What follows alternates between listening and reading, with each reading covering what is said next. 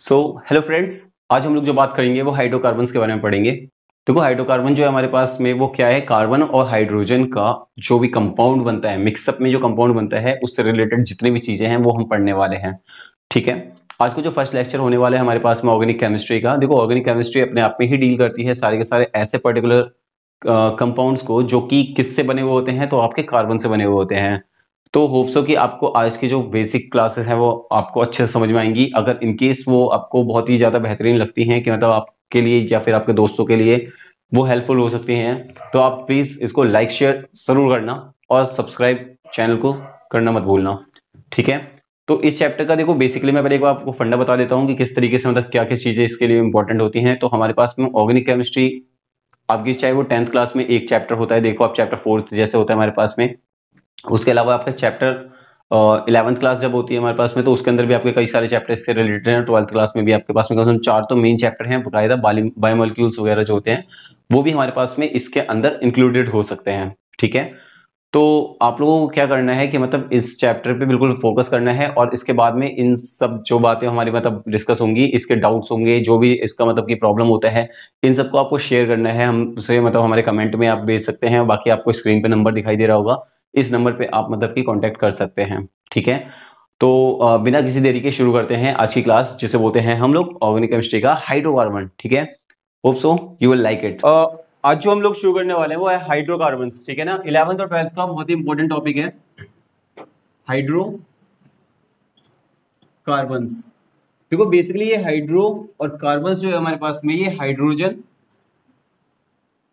And carbon से लिया गया है। मतलब जैसे कोई भी एक ऐसा कंपाउंड होगा हमारे पास में जो हाइड्रोजन और कार्बन से मिलकर बनता है, तो वो हाइड्रोकार्बन कहलाएगा।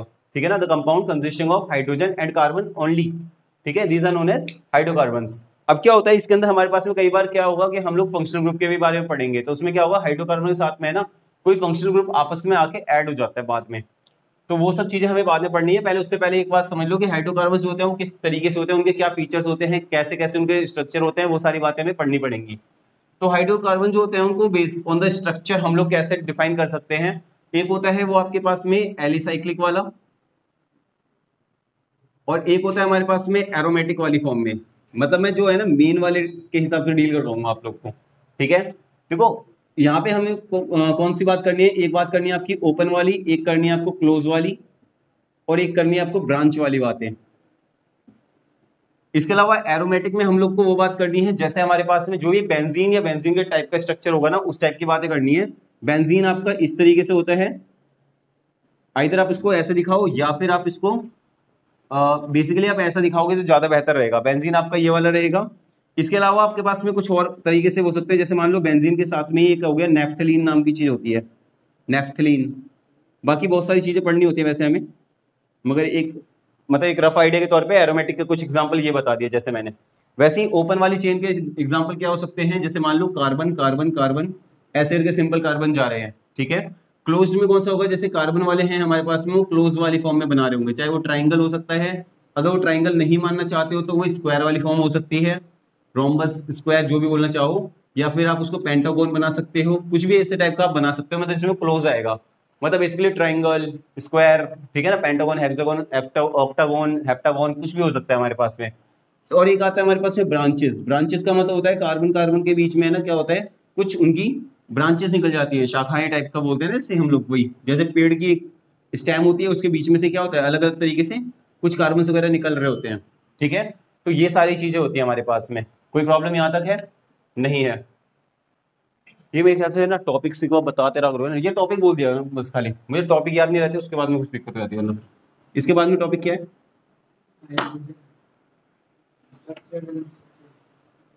बुक से यहाँ तक समझ में आ गया था वैसे, ये तो मैंने पूछा ही नहीं था। सेकंड पेज देना, दो इधर। देखो अब यहाँ पे हम जो बात करेंगे वो बात करेंगे कि हाइड्रोकार्बन जो हम लोग को पढ़ना है ना, तो उसमें जो हमारे पास में सिंपल वाले होते हैं, जैसे मैंने बताया था ओपन क्लोज वाली बातें हो रही थी हमारे पास में। तो ओपन वाले स्ट्रक्चर्स में कौन कौन सी बातें हमारे पास में होती हैं, वो सारी बातें एक बार समझ लो। ठीक है, 10वीं क्लास का एक बहुत बेसिक कंसेप्ट रहेंगे, और उसको एक बार बिल्कुल अच्छे बच्चों की तरह समझ लो बस एक बार। तो याद रखना कि हमारे पास में जो हमको हाइड्रोकार्बन पढ़ने हैं ना अभी, इसमें हमें पढ़ना है एक तो सैचुरेटेड, और एक पढ़ोगे आप अनसैचुरेटेड। ये जो हमारे पास में हम पढ़ रहे हैं ना अभी हाइड्रोकार्बन्स को, जो हमने पिछला वाला किया था on the base of the structure के हिसाब से किया था, और यहाँ पे कैसे होगा on the basis of the bonding, उनके बॉन्ड कैसे बन रहे हैं आपस में। ठीक है, याद रखना कि सैचुरेटेड के अंदर हमारे पास में कैसा आता है, जो sp3 कार्बन होगा। sp3 कार्बन का मतलब होता है एक ऐसा पर्टिकुलर कार्बन जो हर तरफ से, चारों तरफ से अलग अलग कार्बन से मतलब अलग अलग चीजों से बॉन्ड में बना रहा हो अपने आप को। ठीक है, फॉर एग्जाम्पल सैचुरेटेड में हमारे पास में sp3 के अंदर क्या आते हैं वैसे, अल्केन्स वाले, अल्केन्स। ठीक है, दूसरी बात हमारे पास में अनसैचुरेटेड के अंदर आते हैं आपके कौन कौन से, एक होता है आपका अल्कीन्स और एक होता है आपका अल्काइंस। तो याद रखना सैचुरेटेड वाले कौन से होते हैं, sp3 होते हैं। अल्कीन्स में हमारे पास में कौन से वाले होंगे, अनसैचुरेटेड का जो पार्ट है अल्कीन उसमें sp2 होंगे, और अल्काइंस का मतलब होगा sp ओनली। ठीक है, अगर मैं एक रफ आइडिया के तौर पे बोलूं तो ये कार्बन जैसे हमारे पास में चारों तरफ से अगर बॉन्ड बनाता है, देखो ऐसे एज्यूम कर सकते हो, s के ऊपर 1 है, p के ऊपर 3 है, तो 1 और 3 मिला के कितने होंगे 4, तो कार्बन को चार तरफ से घेरा गया है। ठीक है, और वरना फिर क्या हुआ sp2, sp2 का मतलब क्या है, एक्चुअली में sp2 का मतलब है एक इसका और दो इसका, मतलब 3 है टोटल हमारे पास में। तो यानी मैं ये बोल सकता हूँ कि कार्बन को 3 जगह से घेरा हुआ है। 3 जगह से घेरने का मतलब क्या है कि भाई 3 जगह से घेरा हुआ है। ठीक है, अब एक बात पहले समझ लेते हैं कि कार्बन जो होता है वो छठे नंबर पे आता है, हम लोग बचपन से जानते हैं, मतलब काफी पहले से हमने पढ़ा हुआ है ये वाली बातों को, पढ़ा हुआ है ना, कार्बन जो छठे नंबर पे होता है। अब वो छठे नंबर पे होने का मतलब क्या होता है कि इसका इलेक्ट्रॉनिक कॉन्फ़िगरेशन 2 और 4 में होगा। 4 का मतलब क्या है, इसको ऑक्टेट कंप्लीट होने के लिए आइदर 0 होना चाहिए या फिर 8 होना चाहिए। अब 0 या 8 होने का मतलब क्या है, या तो ये -4 की वैलेंसी दिखाए या +4 की वैलेंसी दिखाए, अपने अंदर दो ही तरीके की वैलेंसी दिखा सकता है। यानी इसके पास में 4 की वैलेंसी होती है, उस 4 की वैलेंसी को ही कार्बन की स्पेशल टेट्रा वैलेंसी कहा जाता है। टेट्रा वैलेंसी, देखो हर एक में नाम में मतलब वहीं पे छुपा होता है। टेट्रा वैलेंसी, टेट्रा वैलेंसी का मतलब होता है, टेट्रा का मतलब होता है 4। ठीक है ना, और उसके अलावा मतलब जैसे देखते हो ना टेट्रा पैक लेके आ रहे हैं, टेट्रा पैक मतलब इसके 4 कोने होते हैं मतलब बेसिकली। ठीक है ना, जैसे वो होता है ना जूस वूस भी लेके आते हैं, टेट्रा पैक दे दो टाइप का, वैसे में। और एक होता है वैलेंसी, वैलेंसी का मतलब होता है यही -4 या +4 की वैलेंसी, मतलब उसकी बॉन्डिंग शेयर करने की क्षमता, कितने बॉन्ड बना सकता है। तो कार्बन कितने बॉन्ड बना सकता है ज्यादा से ज्यादा 4। ठीक है ना, तो याद रखना कि भाई तीन तरफ से, मैंने बोला जैसे sp2, क्या बोला मैंने, s1p3 का मतलब है 4 तरफ से बॉन्ड होना, और यहाँ पे 3 तरफ से बॉन्ड होना। तो बॉन्ड तो 3 तरफ से होंगे, तरफ से, मगर बेसिकली क्या होगा कि यहाँ पे एक जगह कहीं पे डबल बॉन्ड भी बन रहा होगा। ठीक है ना, याद रखोगे कार्बन कार्बन सिंगल बॉन्ड होते हैं यहाँ पे। ओके, यहाँ पे एक जगह कहीं पे कार्बन कार्बन डबल बॉन्ड नाम की चीज आएगी। वैसी अल्काइंस की अगर मैं बात करता हूँ तो वहाँ पे sp, s का एक और p का एक, मतलब कितने बॉन्ड बन रहे होंगे, मतलब कार्बन कितने तरफ से बॉन्ड बना रहा होगा, सिर्फ 2 तरफ से। तो एक तरफ से इधर बना लो, एक तरफ से इधर, मतलब कार्बन के दोनों तरफ से बन रहे होंगे। अब देखो बेसिकली वही वाली बात है, टेट्रावैलेंसी है, तो क्या होगा कि कोई एक कार्बन अपने आपस में कैसे बना रहा होगा, ट्रिपल बॉन्ड बना रहा होगा। ठीक है ना, तो वो क्या हो जाते हैं हमारे पास में, अल्काइंस की कैटेगरी में आ जाते हैं। होप सो यहाँ तक समझ में आया होगा सब लोगों को। कोई ऐसे जिसको यहाँ तक में डाउट पहले पूछ लो, कुछ पहले पढ़ा। ट्रिपल बॉन्ड क्या होता है, देखो कार्बन के पास में 4 वैलेंसी होनी चाहिए ना, दो तरफ से खींचेगा, एक ये रहा दूसरा ये रहा, तो एक तरफ तो मतलब बेसिकली हाइड्रोजन होंगे ना हमारे पास में, तो एक ये रहा 2 3 4, तभी तो 4 पूरे होंगे ना। ठीक है, तो ऐसे करके हमारे पास में ये होते हैं।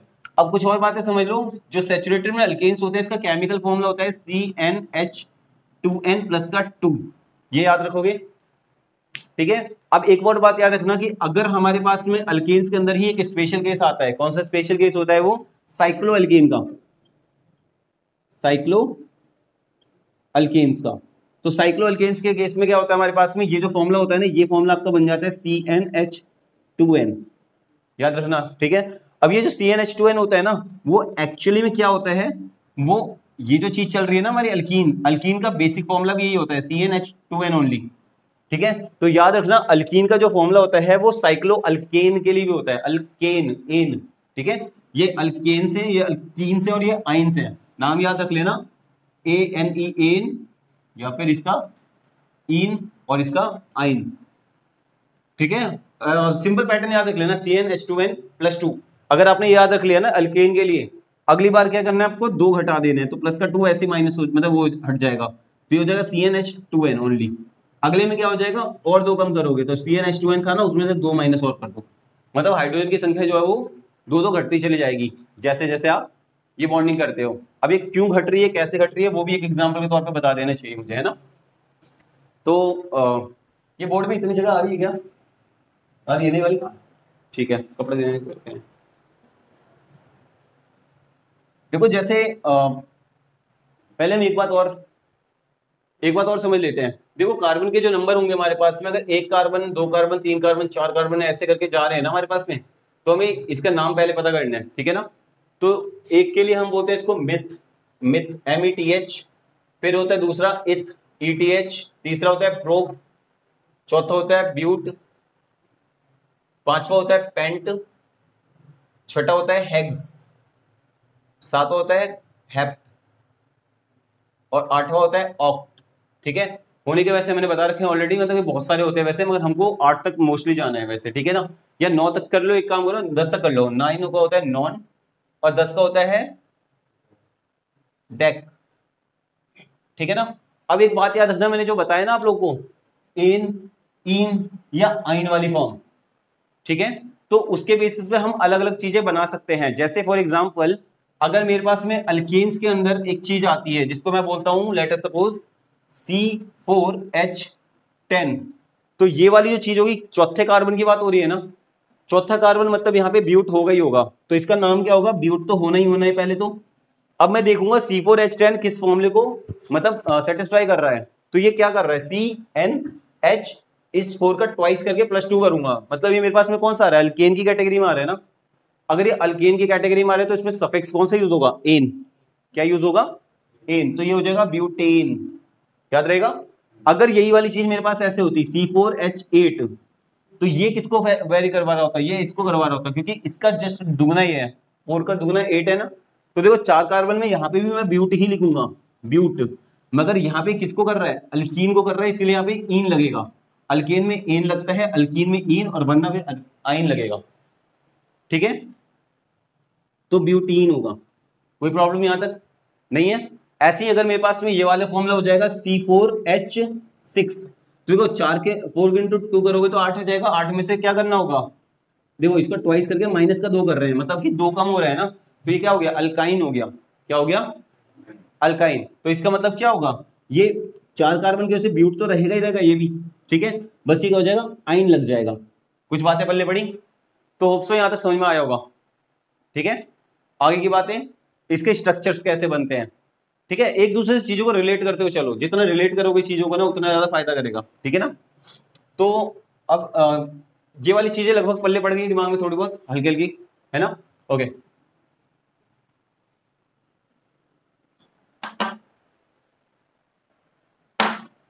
अब बच्चों देखो, जैसे मैंने कुछ बातें बताई थी कि जैसे आपके पास में था एक ब्यूटेन, और एक था आपके पास में ब्यूटीन, और एक था आपके पास में ब्यूटाइन। क्योंकि देखो अगर आपको ये 3 भी चीज समझ में आ जाती है तो आप इसके बेसिस पे 30 बना सकते हो। 30 कौन से? मैं अगर एक 4 को भी समझा देता हूं अगर आपको, तो आप बाकी बनाना सीख जाओगे ऑलरेडी, ठीक है ना। तो एक बार देख लो कि कैसे आखिर होता है ये काम, ठीक है। शुरू करते हैं। ब्यूटेन है मेरे पास में, तो सबसे पहले मैं ये देखूंगा कि भाई मेरे पास में फॉर्मूला कौन सा वाला रहेगा। तो फॉर्मूला हम लोगों ने अभी थोड़ी देर पहले देखा था ना ब्यूटेन का, पीछे मैंने पेज पे भी बताया था, इट्स C4H10, ये वाला C4H8 होगा, और ये वाला C4H6 होगा। कोई प्रॉब्लम यहां तक में हम लोगों को नहीं है ना। अब देखो क्या करना है, सबसे पहले आप क्या करो, कार्बन 4 है तो ये लो, 1 2 3 4 कार्बन यहां भी बनाओ, 1 2 3 4 कार्बन यहां पे भी बनाओ, और वैसे ही सिमिलरली यहां पे भी बना दो। कोई प्रॉब्लम यहां तक नहीं होनी चाहिए। आपको एक बात और देखनी है कि ब्यूटेन है मतलब ये अल्केन का ग्रुप है, यानी सिंगल बॉन्ड की बात हो रही है। इन है मतलब डबल बॉन्ड, आइन है तो यहाँ पे ट्रिपल बॉन्ड की बात हो रही है। और डबल या ट्रिपल बॉन्ड किसके बीच में बनते थे? 2 डिफरेंट कार्बन के बीच में, पढ़ा हुआ है हमने। तो आपको कुछ और नहीं करना है, यहाँ पे जो कार्बन दिख रहे हैं ना हमारे पास में, अल्केन में सारे सिंगल बॉन्ड रहेंगे, कोई दिक्कत नहीं है, पड़े रहने दो। अल्कीन में क्या होगा, कहीं एक जगह पे डबल बॉन्ड लगाओगे, कहीं भी एक जगह, तो मान लो लेट सपोज मैंने यहाँ पे लगा दिया, ठीक है, और यहाँ पे ट्रिपल बॉन्ड लगाना है, मान लो मैंने यहाँ पे लगा दिया इसको, कोई प्रॉब्लम यहाँ तक नहीं है। कहीं भी लगा सकते थे, देखो हम ट्रिपल बॉन्ड यहाँ भी लगा सकते थे, या फिर यहाँ पे डबल बॉन्ड लगा सकते थे, इसके अंदर कहीं भी लगा सकते हैं, हमको कोई रोकने वाला नहीं है। ओके, उसके बाद में आप देखो क्या करना है, कार्बन की कितनी वैलेंसी होती है भाई? 4 होती है ना। तो देखो 4 तरफ से बॉन्डिंग बनानी है। अच्छा एक बात और, ये अल्केन वाले ग्रुप में मैंने बताया था sp3 बनेगा, ये वाला आपका sp2 बनेगा, और ये वाला आपका क्या बनेगा? sp, ठीक है। तो देखो यहाँ पे क्या करना होगा आपको, सबसे पहले 4 की वैलेंसी कंप्लीट करवानी है इनकी।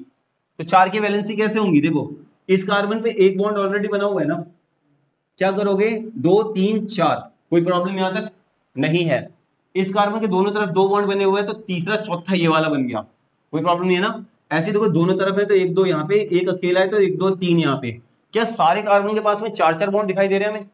कोई भी एक ऐसा कार्बन जिसके पास में 4 बॉन्ड ना हो, ठीक है ओके। यहां पे देख लो इस कार्बन पे 2 बॉन्ड ऑलरेडी है, तो तीसरा चौथा यहां पे बना लो, 1 2 3, चौथा यहां पे 1 2 3 4, 1 2 3 4, ठीक है। अब देखो इसको ध्यान से देखो, कितने वाले नीले वाले लगे हुए बाहर की तरफ, 1 2 3 4 5 6 7 8, तो ये C4H8 बन गया ना। मतलब एक्चुअली में होगा क्या कि इन सब जगहों पे क्या लगेंगे, H लगने वाले हैं। ये सारी जगहों पे जो खाली पड़ी हुई है ना जगह, उन सब जगहों पे क्या लगाओगे, H। बात समझ में आई ना? ऐसे इनमें भी H लगाना पड़ेगा आपको, जहां पे भी खाली दिखाई दे रहा है दैट मींस वहां पे H होते हैं। अब देखो ध्यान से देखो, ये C4H8 बन रहा है क्या, 1 2 3 4, 4 कार्बन है, 1 2 3 4 5 6 7 8, 8 हाइड्रोजन है, कोई प्रॉब्लम यहां तक नहीं है, वेरी गुड। ब्यूटाइन की बात कर रहे हैं, ट्रिपल बॉन्ड हमने लगा चुके हैं ऑलरेडी। देखो यहाँ पे कार्बन के पास सिंगल बॉन्ड है, तो दूसरा तीसरा चौथा हो गया, 1 2 3 4।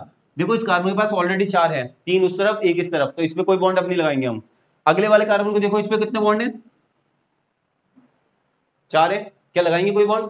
नहीं लगाएंगे, बिल्कुल ठीक है। अब इसके पास एक ही था तो इसलिए 2 3 4। अब देखो यहाँ पे ध्यान से, हाइड्रोजन हाइड्रोजन हाइड्रोजन, फिर ये और ये और ये। देखो मैं कहीं पे भी हाइड्रोजन बाद में लगा रहा हूँ, है ना, पहले मैं क्या कर रहा हूँ, चारों बॉन्ड बनाने की कोशिश कर रहा हूँ, है ना। तो एक्चुअल में क्या हो रहा है कि इसकी वजह से क्या मेरे पास में ये आ गया C4H6 आ गया ना। तो आपको बस अपने काम पे ध्यान देना है, टेट्रा वैलेंसी को फॉलो करना है खाली, और उसके बाद में ये वाली याद रखें, नॉमेनक्लेचर के लिए हमारे पास में नंबर ऑफ कार्बन पे क्या नाम आता है उसका, ठीक है। उसके बेसिस पे आप खुद बना सकते हो कोई सा भी, ठीक है। बात सुन भाई, कोई सा भी बना सकते हो। कुछ एक एग्जांपल एक आधा अलग से उठाना चाहोगे, सिंगल एक अकेला, कोई सिंगल एक अकेला उदाहरण बोलो कोई। जैसे मान लो हेक्सीन बोल दिया हमने, या नोनाइन बोल दिया हमने, कुछ भी ऐसा बोलना चाहोगे कोई? लेट अस सपोज एक उठा लेते हैं, नोनाइन उठा लेते हैं, ठीक है। आज तक कहीं पे भी सुनने में भी नहीं आया होगा, ना कभी स्कूल में पढ़ाया जाता, ना ट्यूशन में, कहीं पे भी नहीं होता ये तो, क्योंकि ये अलग ही नाम है, पहली बार का है कि नहीं है। चलो भाई दोबारा एक बार सारी बातों को अच्छे से समझना। नो नाइन, सारी बातों को मैं बिल्कुल दोबारा से खोल खोल के अच्छे से समझाऊंगा इस बात को फिर से। नॉन का मतलब क्या होता है हमारे पास में, देखो यहाँ पे नॉन का मतलब होता है बेसिकली नो कार्बन। क्या है ये, नो कार्बन। आइन का मतलब क्या है, आइन का मतलब है ये अल्काइन ग्रुप है। अल्काइन ग्रुप का मतलब क्या होगा कि ये sp दिखा रहा होगा। sp दिखाने का मतलब क्या होगा कि यहाँ पे ट्रिपल बॉन्ड नाम की चीज आ रही होगी। क्या ये बात समझ में आ रही है? बन गया ना, महादेव का साइन बन गया यहाँ पे, है ठीक है। तो अब यहाँ पे क्या करो, सबसे पहले तो 9 कार्बन बनाओ, 1 कार्बन 2 कार्बन 3 4 5 6 7 8 9 बन गए। अब आपको क्या करना है, कहीं पे एक जगह पे आपको ट्रिपल बॉन्ड लगाना है, वो आपकी मर्जी, आप कहीं भी लगा दो, ठीक है। मिस्टर गौतम बताइए कहां पे लगाए? आगे देखो यहां लगा देते हैं देखो यहां पे लगा दिया मान लो, ठीक है। कहीं भी लगा सकते हैं, कोई रोकने वाली बात नहीं हमको, है ना। इस कार्बन पे 3 बॉन्ड बन गए, ये चौथा बन गया, 3 4 कंप्लीटेड है। 1 2 3 4 1 2 3 4 1 2 3 4 1 2 3 4 1 2 3 4 1 2 3 4 1 2 3 4, ये चीज बन रही है ना। अच्छा एक बात बताओ कि अल्काइन में फॉर्मूला क्या होता था, CnH2n माइनस का 2, यही होता था ना। नोनाइन का मतलब क्या है, कार्बन 9 है, n की वैल्यू कितनी है 9, ये क्या होगा H 2 9 18 में से 2 गया, कितना बचेगा भाई 16। तो यहाँ पे एक बार देख लो, ये वाला एक बॉन्ड यहाँ पे हाइड्रोजन, 2 3 4 5 6 7 8 9 10 11 12 13 14 15 और लास्ट में 16। क्या हमारे पास में स्ट्रक्चर बन जाएगा पूरा अच्छा सा, मतलब हाइड्रोजन लगा दोगे सब में, तो ये हमारे पास में खत्म हो जाएगा ये वाला सिलसिला। कुछ बातें पल्ले पड़ी?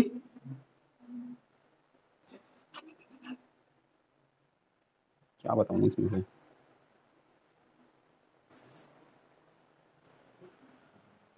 ये कहां से है, ठीक है। इसके बाद में कुछ प्रॉपर्टीज पढ़ लेते हैं एक बार, ठीक है। और जैसे एग्जांपल के तौर पे हम लोग को क्या पढ़ना है, हम लोग को देखना है इसका बॉइलिंग पॉइंट कैसा होता है। तो याद रखना बॉइलिंग पॉइंट जो होगा वो मॉलिक्यूलर मास के बिल्कुल डायरेक्टली प्रोपोर्शनल होगा। मतलब क्या होगा कि जैसे कोई भी जितना बड़ा हमारे पास में सामान होगा, मान लो कि एक है मेरे पास में ब्यूटेन और दूसरा मेरे पास में क्या है नोनेन, तो ब्यूटेन में क्या है 4 कार्बन है, नोनेन में कितने 9 कार्बन है, जितने ज्यादा हमारे पास में मॉलिक्यूलर वेट होगा, मतलब क्योंकि देखो मॉलिक्यूलर वेट कैसे निकालते हैं, मॉलिक्यूलर वेट निकालना आता है ना सबको, आई थिंक नहीं आता। चलो देखो, जैसे एग्जांपल के तौर पे हमारे पास में क्या है, एक मैंने बोला C4H10 और एक बोला मैंने C9H16, कुछ ऐसा बोल दिया मैंने, ठीक है। तो देखो मॉलिक्यूलर वेट निकालने के लिए हमें क्या करना होता है, एटॉमिक मास पता होना चाहिए। क्या चाहिए? Atomic mass. अब देखो एक बात बता देते हैं, कार्बन का जो एटॉमिक मास होता है, पहले एटॉमिक नंबर बता सकता है कोई? 6। देखो ऑलमोस्ट ज्यादातर में, मतलब कुछ काज को छोड़ के, कुछ काज एक्सेप्शन होते हैं, बाकी सब में क्या होता है, एटॉमिक नंबर का दुगना होता है उसका मास नंबर। तो कार्बन का अगर एटॉमिक नंबर 6 तो एटॉमिक मास कितना होगा उसका? 12। वैसे ही हाइड्रोजन का जो एटॉमिक नंबर है वो 1 और मास भी 1 ही होता है वैसे, खैर।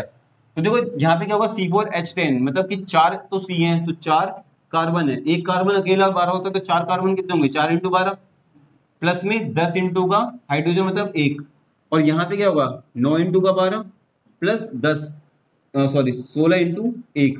देखो कैलकुलेशन करोगे तो 12 4 48 प्लस 10 58 आ जाएगा ये वाला, और ऐसे ही यहाँ पे से 12 लाइन 108 प्लस का अगर 16 करोगे तो 204 के करीब, एक मिनट में 214, ठीक है, तो ये आ जाएगा 114, सॉरी, ठीक है। तो आप देखो 58 और 114 में से बड़ा कौन है भाई? ठीक है, तो ये वाले का अगर हमारे पास में एटॉमिक स्ट्रक्चर मतलब कि बड़ा होगा, एटॉमिक स्ट्रक्चर भी बड़ा होगा ना इसका, तो और उससे क्या होगा, मॉलिक्यूलर वेट भी बड़ा होगा, और मॉलिक्यूलर वेट जितना बड़ा होगा तो उसका मतलब क्या होगा, सरफेस टेंशन ज्यादा बड़ा होगा। भाई मॉलिक्यूल जितना बड़ा होगा सरफेस टेंशन उतना बड़ा है ना, ठीक है कोई नहीं, मतलब बड़ा है ना, बस खाली मान लिया। हाँ, तो सरफेस टेंशन बड़ा होगा तो दैट मींस देखो क्या होता है, एक अगर देखो गिलास में गर्म पानी रखो, ठीक है, मतलब होता है ना कप में, कप के साथ में एक मतलब चिलर ट्रे भी दी जाती है छोटी सी, है ना, जिसमें मतलब क्या होता है कि कई बार ज्यादा गर्म होती है चाहे तो उसमें मतलब सॉसर वाले में, तो सॉसर में डाल के फिर उसको फूंक मार के पी जाते हैं, क्यों? बिकॉज कप का मुंह जो होता है इतना छोटा सा होता है, तो उससे वेपराइजेशन धीरे होगा। बात समझ में आ रही है ना? अगर वेपराइजेशन धीरे होगा दैट मीन्स क्या होगा कि वेपराइजेशन धीरे होने की वजह से क्या होता है कि वो हीट जो है ना वो बहुत धीरे धीरे लूज करेगा, मगर वहीं पे हमने उसको अगर सॉसर में डाल दिया, सॉसर ट्रे में, तो क्या होगा, वो उसका सरफेस टेंशन ज्यादा बड़ा मिलेगा ना उसको, तो वहां पे फूंक मारेगा तो जल्दी ठंडा हो जाएगा चीज। बात समझ में आ रहा है ना? तो वैसे मेल्टिंग पॉइंट या बॉइलिंग पॉइंट जो होता है वो डायरेक्टली पोजिशन होता है किसके, उसके एटॉमिक नंबर पे, क्योंकि एटॉमिक नंबर किसके ऊपर डिपेंड करेगा, एटॉमिक मास पे, और मास किस पे डिपेंड करता है, उसके स्ट्रक्चर पे, जितना बड़ा स्ट्रक्चर होगा ही नहीं होगा, ठीक है। बात समझ आई? दिखाने के बाद टंग एक ग्लव्स ले आना ना। मेल्टिंग पॉइंट ऑब्वियस बात है, जिसका मतलब मेल्टिंग पॉइंट हमारे पास में ज्यादा उसका होगा जो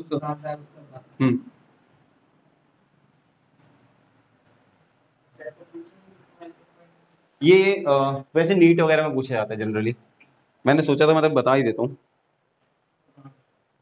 ठीक है भाई। अब उसके बाद में कंबशन है, हैलोजिनेशन है, और मैकेनिज्म ऑफ हैलोजिनेशन है, ठीक है।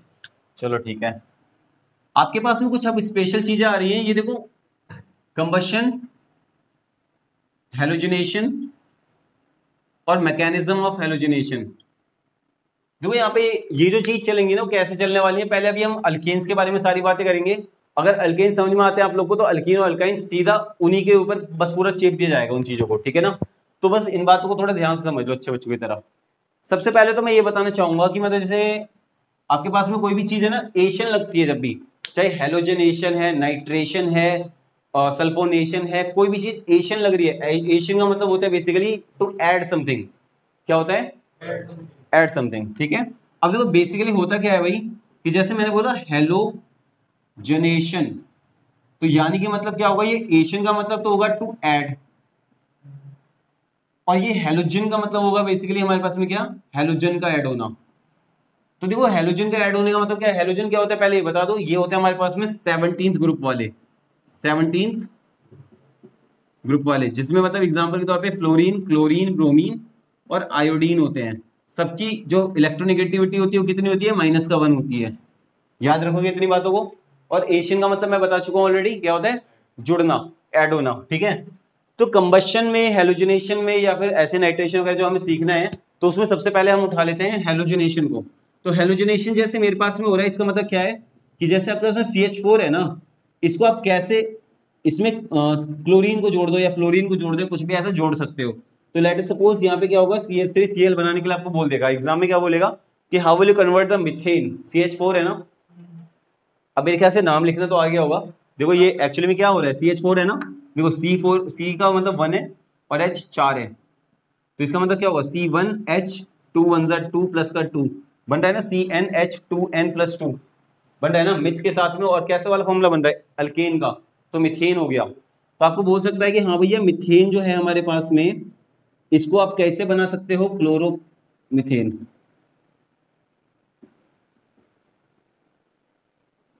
ठीक है, तो ऐसा क्वेश्चन अगर हमारे पास में आ जाता है तो कैसे करना होता है, तो पहले इसको एक बार मतलब आइडिया के तौर पे देख लो इसको खाली, है ना। देखो क्या होता है, ये CH4 है मेरे पास में, अगर मैंने क्या करा है इसमें Cl2 जोड़ा, ठीक है, ये इस जगह पे दिखाई दे रहा है, वैसे दिख रहा है ना, ओके। या वैसे इसके लिए मुझे जगह चाहिए होगी थोड़ी अच्छी सी। देखो ये जो मेरे पास CH4 दिखाई दे रहा है ना, CH4, तो इस CH4 को ऐसे बना लो चलो, और इसमें क्या करा मैंने, Cl2 जोड़ दिया, ठीक है। तो Cl2 जोड़ने का मतलब क्या है, मेरे पास में एक Cl ये रहा, एक Cl ये रहा। अच्छा क्या हम जानते हैं हाइड्रोजन के पास में कैसी वैलेंसी होती है, 1 की वैलेंसी होती है, प्लस की होती है, माइनस की होती है, दोनों होती है, ठीक है। H पॉजिटिव भी दिखाता है अपने आप को, H नेगेटिव भी दिखाता है, मगर H पॉजिटिव ज्यादातर केसेस में दिखाता है। कुछ ही जगह होती है जहां पे वो H नेगेटिव दिखाता है, वो भी रेडिकल की फॉर्म में, रेडिकल मतलब डॉट होता है उसके ऊपर में, ठीक है। तो क्या होगा कि अच्छा ये भी हमने देखा होगा कि हमने बचपन से पढ़ता है कि HCl नाम की एक चीज होती है, HCl हाइड्रोक्लोरिक एसिड नाम का कोई एसिड होता है, बहुत सुना होगा। तो क्या होगा, देखो यहाँ पे मेरे पास में मिथेन था, इसमें मैंने क्या करा, क्लोरीन को जोड़ा। क्लोरीन जोड़ने का मतलब क्या है, क्लोरीन में 2 Cl होंगे, एक Cl तो H को लेके भग जाएगा पहले, है ना। तो क्या होगा, एक HCl लेके चला गया अपने, मतलब एक H जो था वो Cl को लेके चला गया, ठीक है ना, छोड़ के भग गए शहर अपना, ओके। यहाँ पे क्या बचा रह गया, यहाँ बचा रह गया ये वाला CH3, और ये जो इसके पास में एक रूम खाली पड़ा था ना, ये खाली पड़ा ही रह गया, और यहाँ पे एक Cl जो है वो अकेला घूम रहा था, क्योंकि इसका साथी तो भग गया किसी और के साथ में, ठीक है। तो ये यहाँ पे ये कार्बन बोलेगा कि बेटा एक काम कर, तू एक काम कर, यहाँ पे आके रह ले, ठीक है। तो इस क्लोरीन को बुला लिया जाएगा, और वो क्लोरीन कहाँ पे आके बैठ जाएगा, इस जगह पे। बात समझ में आई। तो इससे हमारे पास में CH4 से CH3Cl बन सकता है, कोई प्रॉब्लम यहाँ तक नहीं है।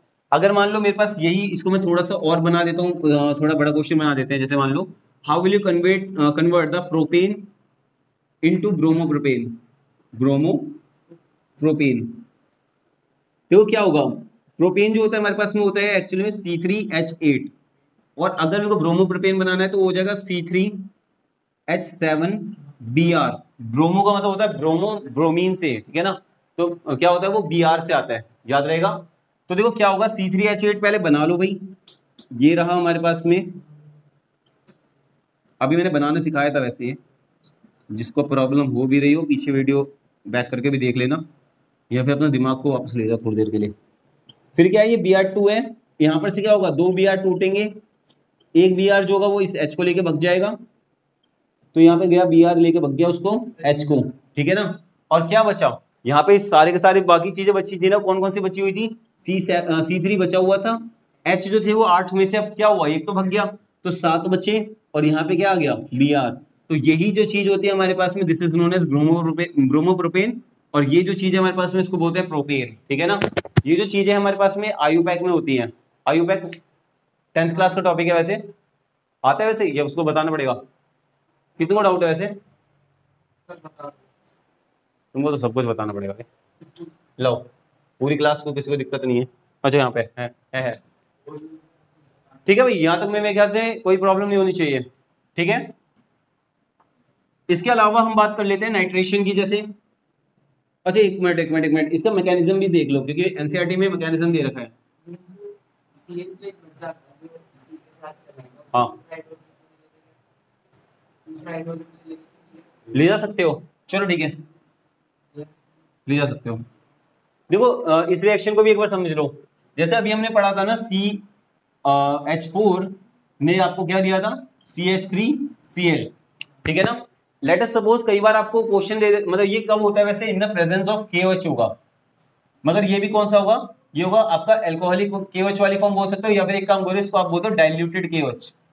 क्या बोलोगे, डाइल्यूटेड KOH। के क्या होता है पता है किसी को, पोटेशियम, ठीक है ना। और ये क्या होता है, OH हाइड्रोक्साइड। तो ये पोटेशियम हाइड्रोक्साइड अगर हमारे पास में डाइल्यूटेड वाली फॉर्म में, देखो एक और बात बता देता हूँ, CH4 अकेला अगर होगा CH3Cl देगा, किसकी प्रेजेंस में, डाइल्यूटेड KOH की फॉर्म में।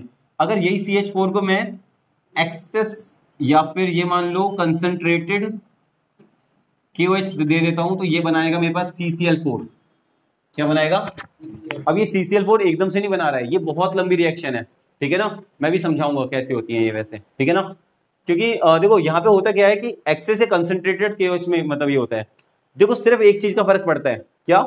अगर आपने ये कैटलिस्ट को इसके अंदर का अगर मतलब मान लो कि अगर चेंज करा तो उसकी वजह से देखो चीजें बिल्कुल अलग हो जाएंगी, ठीक है। बहुत इंपॉर्टेंट पंगा है, क्वेश्चन है इसके ऊपर, इन टेक्स्ट में एक्सरसाइज में क्वेश्चन बनते हैं इसके ऊपर, बढ़िया से क्वेश्चन है, ये वाला एग्जैक्टली क्वेश्चन भी है, ठीक है। तो पहले तो ये समझ लो कि डाइल्यूटेड और कंसंट्रेटेड का मतलब क्या होता है। कंसंट्रेटेड हम पे प्योर वाली फॉर्म होती है, क्या होती है? प्योर वाली फॉर्म। अगर मैंने जैसे केमिकल मैंने बनाया वो 95% या 98% तक अगर प्योर वाली फॉर्म में है तो उसे कंसंट्रेटेड बोलेंगे, मतलब वो बिल्कुल अच्छा वाला एसिड है, ठीक है ना। मतलब एक्चुअली में देखो स्कूल वगैरह में जो हम लोग यूज करते हैं ना, जितने भी हमारे स्कूलों में कॉलेज में यूज होता है, वो सारा कैसा होता है पता है? वो डाइल्यूटेड होता है, क्योंकि एक्चुअली में जो रियल वाला होगा ना वो बहुत ज्यादा हार्मफुल होता है। मतलब इनफैक्ट जैसे मूवीज वगैरह में दिखाते हैं ना, वो एसिड वगैरह फेंक दिया जाता है मुंह पे तो मुंह जल जाते हैं, या हाथ वाथ पे भी जैसे फेंक हो, लोहे तक को भी मतलब वो गला देगा बिल्कुल बुरी तरीके से, ठीक है ना। उसको कहाँ पे रखा जाता है? कांच की टाइप की मतलब उसमें, मगर वो एक्चुअली में कांच भी नहीं होता। टेस्ट ट्यूब जो बनी होती है ना वो मतलब रियल वाला कांच नहीं होता, वो एक्रोलाइट वाली फॉर्म में कांच होता है, ठीक है ना, बिल्कुल डिफरेंट टाइप का होता है। जैसे मान लो बुलेट प्रूफ कांच भी होते हैं ना, वो बहुत ही ज्यादा खतरनाक तरीके से बनते हैं, मतलब बहुत ज्यादा खतरनाक का मतलब उसमें लेयरिंग बहुत सारी होती है, और इस तरीके से लेयरिंग होती है कि लाइट को आर पार जाने दे, वरना फिर वो क्या होगा, लाइट को आर पार नहीं जाने देगी। बुलेट प्रूफ तो हम कुछ भी बना सकते हैं, मगर बुलेट प्रूफ कांच बहुत महंगा आता है। पता चलता है यहाँ पे नॉर्मल गाड़ियां उतने की आ जाएंगी जितने की वो सिर्फ कांच लगता है उसका, बुलेट प्रूफ कांच जो होता है, ठीक है ना। अब देखो बेसिकली होता क्या है कि कंसंट्रेटेड का मतलब होता है बिल्कुल मतलब जो पूरा अच्छे लेवल पे मतलब उसमें ज्यादा से ज्यादा एसिड की मात्रा होती है, और डाइल्यूटेड का मतलब उसमें डाइल्यूट का मतलब होता है टू ऐड अप समथिंग। तो डाइल्यूट करना, क्या चीज डाइल्यूट कर रहा है? पानी ज्यादा डाइल्यूट किया जाता है। मान लो मैंने क्या करा, 1 ml H2SO4 लिया और उसको 99 ml पानी में डाल दिया, तो 1% डाइल्यूटेड H2SO4 मिल जाएगा मेरे पास में, ठीक है ना।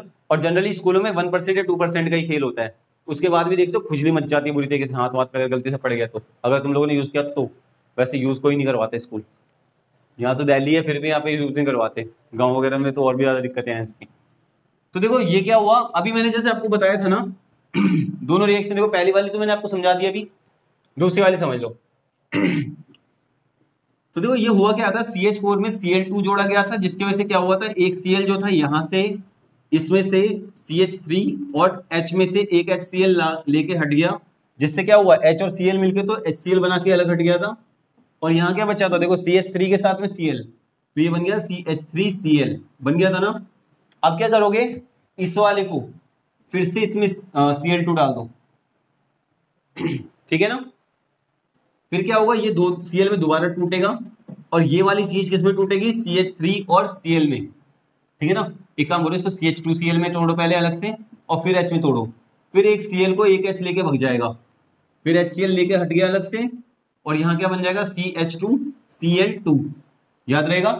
फिर दोबारा इसके अंदर Cl2 डालना, फिर एक हाइड्रोजन को लेके भग जाएगा, वो बन जाएगा CHCl3, फिर एक हाइड्रोजन के लिए फिर Cl2 डालोगे तो यहाँ पे क्या बन जाएगा, CCl4। तो ये हमारे पास में अल्टीमेटली बनता है, ठीक है ना, टेट्रा क्लोरोमीथेन, ठीक है ना। क्वेश्चन बनते हैं इसके ऊपर, मीथेन को टेट्रा क्लोरो मीथेन कैसे बना सकते हो, तो ये वाली पूरी कंप्लीट रिएक्शन दिखा दोगे, ठीक है। अगर पूरी दिखाना चाहते हो तो पूरी दिखा दो, वरना आप सीधा ये दिखा देना कि इसके अंदर कंसंट्रेटेड H2SO4 डाला या कंसंट्रेटेड KOH डाला, तो उसके वजह से हमारे पास में CCl4 मिल जाता है हमें। यहां तक में कोई प्रॉब्लम है? पक्की बात है। आगे की चीजें देख लेते हैं थोड़ी सी, जैसे मान लो एक आपको सिखाता हूं मैं सल्फोनेशन, एक आप सीख लो नाइट्रेशन, एक आप सीख लो ऑक्सीडेशन।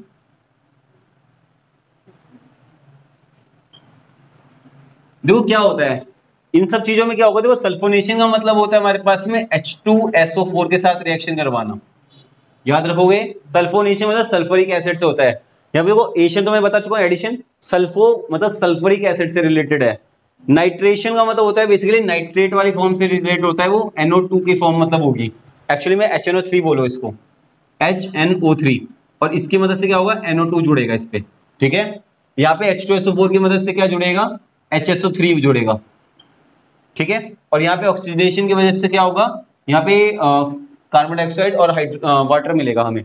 चलो वो हम रिएक्शन के साथ देखते हैं। जैसे सल्फोनेशन की बात कर लेते हैं सबसे पहले।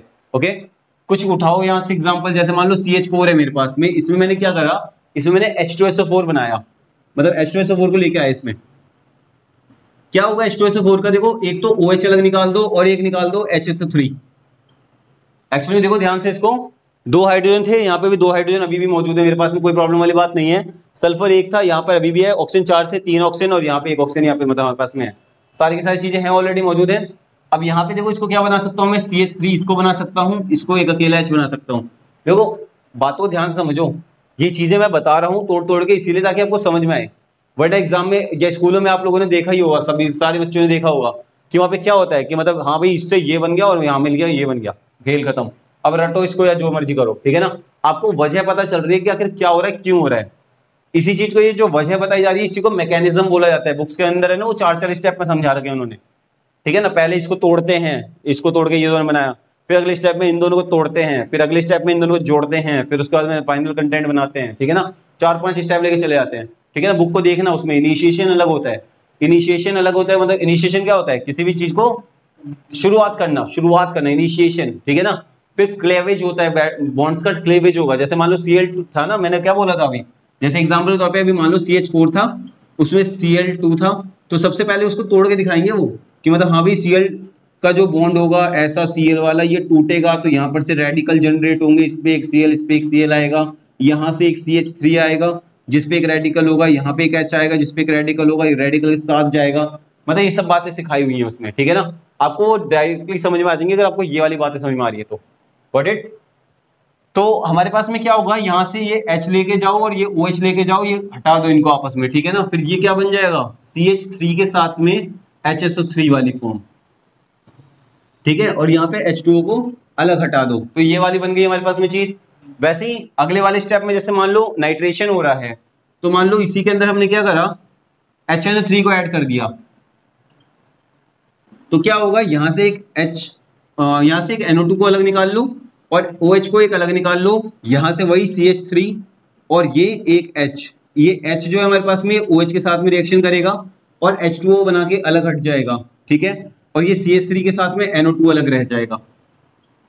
कोई प्रॉब्लम नहीं है, ओके। ऑक्सीडेशन की अगर मैं बात करता हूं तो देखो यहाँ पे हमारे पास में CH4 है, इसमें क्या करा हमने, O2 को ऐड करा। क्या करा, O2 को ऐड करा। याद रखना, एक तो कई बार बच्चे ये बोल देते हैं कि भैया कार्बन ये रहा, ऑक्सीजन ये रहा, CO2 बनाया, खेल खत्म, ठीक है। तो 4 हाइड्रोजन कहाँ गए, वो तो प्लस का ट्वाइस ऑफ H2 बन गए, ठीक है।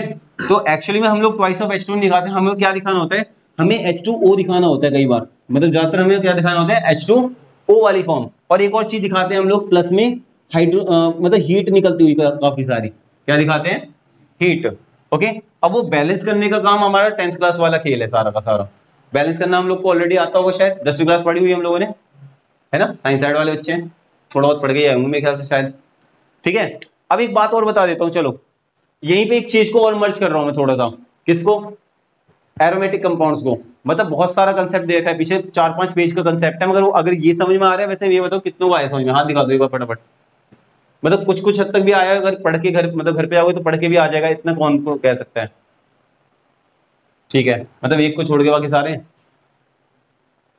चलो ठीक है यार। चलो देखो एक काम करते हैं, अब यही वाली जो चीज है ना मेरे पास में, ये हम लोग CH4 की जगह पे लेंगे। मतलब देखो CH4 क्या है, CH4 एक हमारे पास में मतलब एक सिंपल एलिफेटिक कंपाउंड है। एलिफेटिक मतलब कि जो अल्केन अल्कीन टाइप के होते हैं।